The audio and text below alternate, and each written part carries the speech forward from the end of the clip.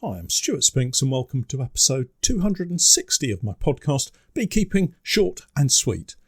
I had a really interesting but brief conversation with a beginner beekeeper this week about the morality of knocking down queen cells.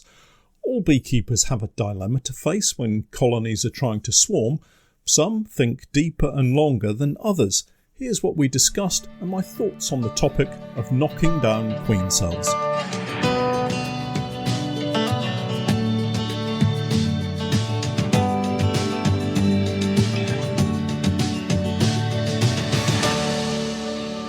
Beekeeping Short and Sweet, a beekeeping podcast for the inquisitive beekeeper with a short attention span. A beekeeper, in fact, just like me. Hi everyone, podcast time once more, and you're all very welcome. Grab a coffee, maybe a slice of cake, and relax in that comfortable favourite chair of yours, at least for the next 15 minutes or so. Obviously, if I'm in car with you, heads up, eyes on the road and concentrate. Hopefully, I can change the pitch of my voice sufficiently that I'm not guilty of sending you to sleep. Talking of comfortable chairs, I had the pleasure of sitting in a Spink and Edgar wingback chair. I think it's called a Crawford. It was so comfortable. I can't say the material design was completely to my taste, but it was one of those chairs that instantly becomes one of your go-to spots when you want to contemplate and think. It's actually quite an expensive chair, so I don't think I'll be getting that anytime soon, and I'm not going to tell you about the other place I go to when I'm needing to contemplate. You might be having your breakfast right now. Anyway, there's a beekeeping link to this upholstery discussion. I was visiting a local department store to discuss putting beehives on their roof. They're interested in using the empty space and thought beehives might be the way to go. I'm keen, it's not too difficult to get to, and with a nuke or two transferred into hives, it shouldn't be too taxing to set up. While I was visiting, we were accompanied by a young lady who's beginning her beekeeping journey and considering getting a hive for her back garden. And we got talking about various aspects of beekeeping, including the moral issue of destroying queen cells. I hope that she won't mind me paraphrasing our discussion, and hopefully I'll remember the thread of the conversation well enough so that I'm not putting words into her mouth or misrepresenting her views. It went something like this. I was explaining the challenges of trying to prevent the colonies from swarming and the fact that we have to knock down queen cells. Please remember, my conversation is someone who is just starting out in beekeeping and learning and trying to understand and find her way into a hobby that can be exciting and joyous, yet fraught and frantic all at the same time. I'm going to call her Liz. Not her real name, as I don't want to find a letter from a solicitor on my doormat in a few weeks' time. Anyway, the feeling I got was that Liz wanted to keep bees, but not harm or kill any bees in the process.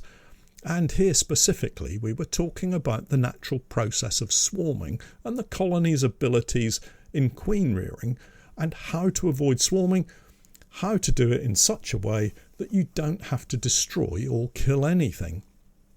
Obviously, with so much information out there and with so many different methods of beekeeping, there are always ways that you can reduce the chance of swarming colonies, and depending on what kit you're using, some methods are easier than others. For instance, my recent colony splits, one hive into 5 splits and at the same time retaining the original queen. Great for me, but maybe not for a beginner beekeeper with one hive at the bottom of the garden. Maybe they're not quite ready for one hive to suddenly become 6. I'm just saying, how then can you prevent swarming without the destruction of something that's living? This is obviously where the vegan community generally have an issue with beekeeping and eating honey, and as I hope you all know by now, I have absolutely no axe to grind against any community out there. Each to their own, I say. As long as it's legal-ish, doesn't harm anyone or interfere with their day-to-day lives, then I'm happy for them. We're not on this planet long enough, so make each day as positive and as happy as you can, I say. Where was I? Oh yes, swarming. one of the solutions that Liz had suggested she'd picked up from another podcast. I wasn't sure whether I should just walk out on her at that point. Listening to another beekeeping podcast? Whatever next?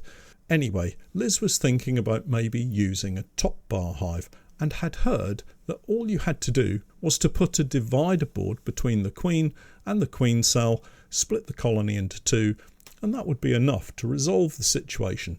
Now, all of you beekeepers sat at the back of the room rolling your eyes at the thought of a beginner beekeeper wanting to use a top bar hive, I say try it first before you pass judgment. I have, and I enjoyed every minute of playing around with the top bar hive. So much so that I've taken it to our association apiary so everyone can see what it's like and how fascinating it can be to have one. If I weren't trying to produce honey on a commercial basis and have hundreds of hives, then I might be tempted to just have a top bar hive at the bottom of the garden. Anyway, I digress as usual. The thought of knocking down queen cells was, to Liz, something she was hoping to avoid. I understand this. I understand the desire to take good care of these creatures in our hives and not wanting to harm them at all. This, though, is a somewhat idealistic view, and obviously shows a lack of experience of what actually happens in a beehive, or for that matter, in a wild honeybee colony. Honeybees need to hedge their bets when swarming. It's no good swarming having produced just one queen cell. What happens if that one should not emerge? Dies of natural causes, or some disease, or some such thing. The old queen swarms, but the colony left behind becomes hopelessly queenless and will ultimately perish. This then is one of the reasons honeybee colonies produce more than one or two queen cells when they're preparing to swarm. Another view from the colony is that, if you believe some books, they will have you believe that when the first virgin queen emerges from her queen cell, she will wander around the hive actively killing any of her sisters still trapped inside their queen cells. So because it happens naturally, that makes it acceptable maybe? Let's be clear about this. Most of the time, if you have more than one sealed queen cell in a colony that has swarmed, you're likely to have the first virgin emerge and head out with a swarm of her own, followed by the next, and so on, until you have no bees left to swarm. Again, it doesn't always happen like that, but it certainly happened that way for me. I've been trying to think of ways that I could adapt what I do in order to prevent the destruction of queen cells. Playing a kind of devil's advocate, if you will. Maybe I could split the colony, make up as many splits as there are queen cells, and then sell the resulting nukes to other beekeepers. That might work. Probably not if you've seen any of my pictures or videos of multiple queen cells. A dozen or more queen cells on one frame, maybe 30 queen cells in a single hive. I'm not sure even I would have the equipment for that many splits, let alone a beginner beekeeper. Well, what about leaving them to their own devices? Let them swarm, and with luck, the virgin queen that emerges will go around and do the killing work on my behalf. Well, that's fine, but what if you live in an urban area, surrounded by other properties and other people, trying to enjoy their gardens, only to be chased back into their house when a swarm of honeybees decides it's their tree that they want to cluster on? Or worse still, their chimney they want to call home. Now, that doesn't seem fair to me. The reality is, nature is brutal. Watch David Attenborough talk through all of the sex and violence in his programmes. Even the plants look for an advantage over their neighbours and look to constrict or use and abuse their fellow plants for their own ends. If you believe Darwin, then natural selection and the survival of the fittest inevitably means culling the weakest. The strong survive and dominate, and the process determines who wins and who loses. Honeybee swarming is a natural process of reproduction and has evolved to allow the strongest colonies to survive and to go on to reproduce and evolve. So, really, where does that leave me with my discussion with Liz? I really want to encourage her to give beekeeping a try, but also highlight the reality of what is involved. I guess that's why vegans do avoid honey products.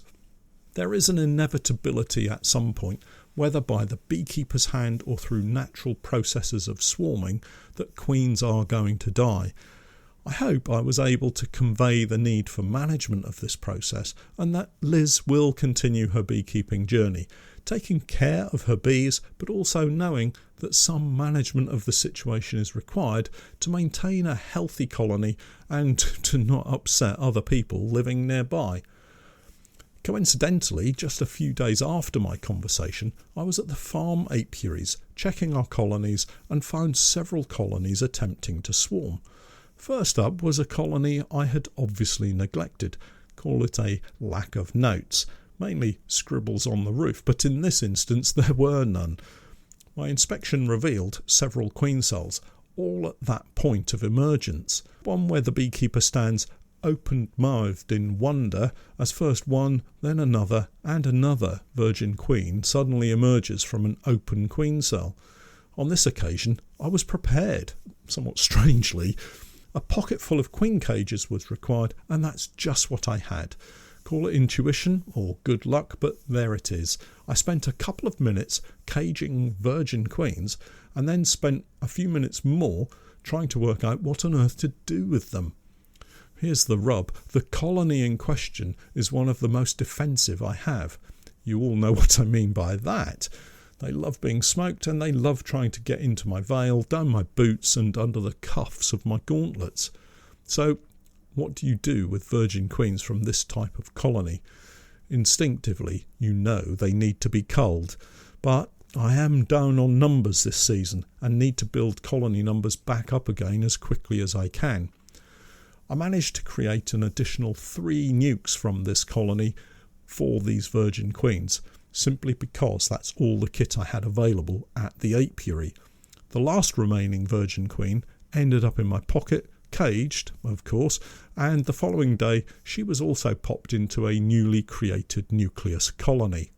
Creating nukes with virgin queens is really simple, provided you make up the nukes using frames of bees from recently swarmed or hopelessly queenless colonies.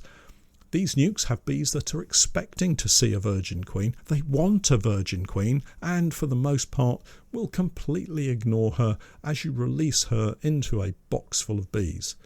If you create a nuke from a queen-right colony and immediately run in a virgin queen, the result will almost certainly be a sudden and violent attack of the virgin queen by those workers. They're not expecting a virgin queen. They don't yet know that they want or need a virgin queen, and this apparently unwanted guest will be dispatched in a hurry. Better to leave a nuke taken from a queen-right colony for a couple of days. Let them realise they're queenless, and the greeting she gets when you release her into that nuke will be completely different. All of that said, if you have a favourite colony and you miss the signs that it's trying to swarm, they go and leave you with multiple queen cells that eventually emerge as you carry out an inspection. Don't panic and make sure that you have a few queen cages to hand. If you can't use them all yourself, there's bound to be someone at your local association who might like some new genetics in their apiary. Just don't be that person who passes on nasty bees. Talking swarms, we appear to have hit our peak swarming period. As expected, it's been a little slow to get started, but the bees are really making up for it now, with several colonies throwing up queen cells. We've had around 15 to 20% of our colonies attempt to swarm, which is a number I'm kind of happy with. Many of our colonies are headed up with younger bees from last year, and these have a lower tendency to swarm than perhaps the colonies with our older queens. Those that haven't yet attempted to reproduce have really built up well through this late spring period and currently sit on a double brood setup with supers above the queen excluder on top of the second brood box. In most cases, the queen has moved up and is laying strongly in the top box, with the bottom box having somewhere around 5 to 8 frames of sealed brood. Over the next couple of weeks, we'll be splitting these colonies in 2 separate boxes, one with the queen and one without. The queenless newly formed colony will have a replacement queen introduced, and with luck, the 2 colonies will build up through June into strong colonies ready for the summer nectar flow as they pollinate the borage. I will be keeping a few colonies back at the fishing lakes so we can take a crop off the brambles. I do like a nice blackberry honey, but more importantly, I want to continue to raise some queens using the John Harding setup that we now have established. If you've seen my latest JH video, you'll know things haven't quite gone to plan, with one of the Queenright nucleus colonies swarming. I always said it was going to be something of an experiment, a season of learning about how the system works and what the pitfalls might be. Well, I found the first one. Nukes grow very quickly in these double 5-frame stacks and need to be monitored regularly, just like any other colony. No real surprise there, but I think they just caught me by surprise at how fast the emerging brood filled the 10 frames, and of course they were off. Hopefully it won't impact on the queen rearing in the middle box too much, and we can finally start production of queen cells from my chosen colony. If you haven't seen the John Harding setup, do take a look at my video on YouTube and the follow-up videos on my Patreon page. Well, that's me done for another week. Time to go jar some soft set honey. I'll catch up with you all again next time, and don't forget to check out my website www.norfolk-honey.co.uk, and for my latest videos and podcasts with more updates, tips and techniques, it's the same Patreon page, www.patreon.com/Norfolk Honey. And remember, I'm Stewart Spinks, and that was Beekeeping Short and Sweet.